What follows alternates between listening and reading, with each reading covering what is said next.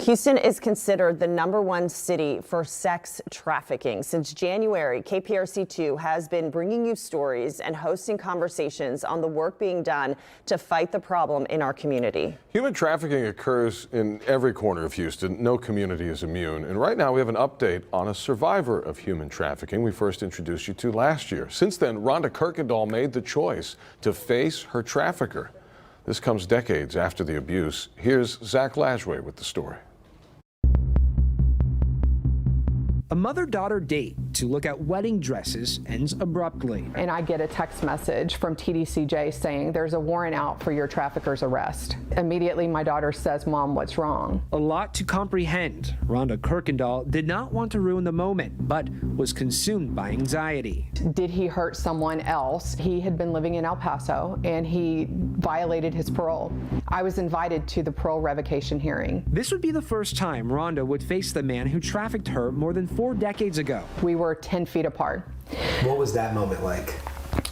It was gut-wrenching because I stared him down, wanting him to give me eye contact. It was extremely empowering. But life since the abuse was heavy and still is. It's almost impossible for victims to get over it because we're always confronted with it when we least expect it. So at the age of 10 years old, I was trafficked by a 4-time convicted sex trafficker. I was flown from Houston out to Lubbock. Do you remember that first interaction? I can tell you down to what I was wearing.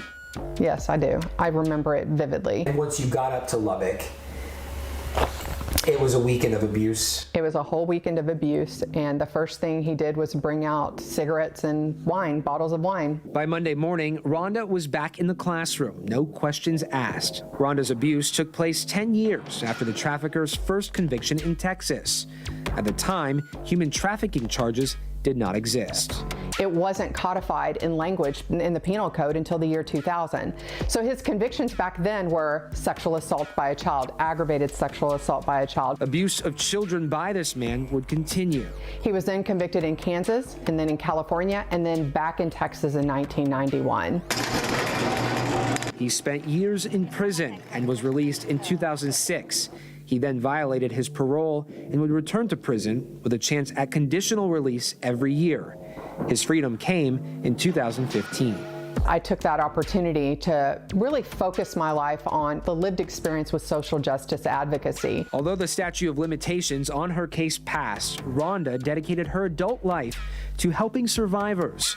Whether it's lobbying for human trafficking legislation in Austin or studying for her master's in social work to continue her education. Through lived experience, I know what it's like. As for that text message she received last year, the process took about 6 months, but Rhonda says justice prevailed.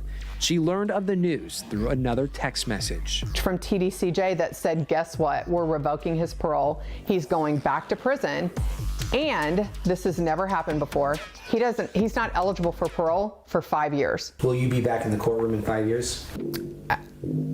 Absolutely. I'm never going to give up. I'm going to outlast him. Rhonda says trauma from trafficking is devastating, but it's the silence that kills, and she encourages everyone to speak up. In Houston, Zach Lashway, KPRC2 News. And as the adage goes, if you see something, say something. Authorities encourage you to save the human trafficking hotline number in your phone. Here it is if you want to do that, 888-373-7888. If you suspect a situation of trafficking, you can report it anonymously. If it's an emergency, just call 911.